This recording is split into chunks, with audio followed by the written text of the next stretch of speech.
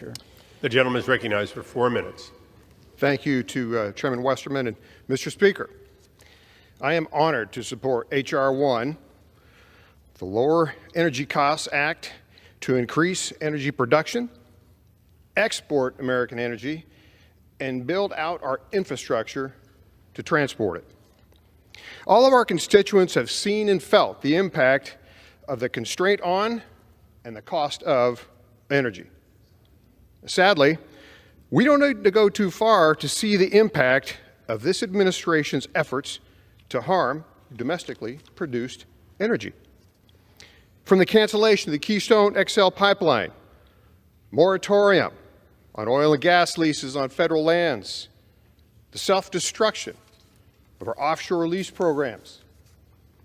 It's hard to imagine just how far this administration will go to prop up unrealistic utopian ideas. Utopian ideas that a country can solely exist on wind and solar without oil and gas. And by the way, there's a whole lot of information on wind and solar that doesn't get advertised all that much.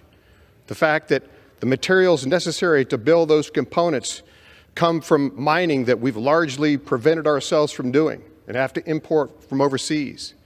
The cost of the transmission. The fact that those rotors on the wind turbines need fossil fuels to continue to operate. But nevertheless, that's the evangelism we've been given by our current administration.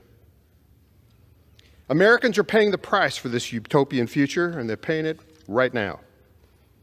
With this just transition to other forms of unreliable energy, the cost is borne by the most vulnerable among us.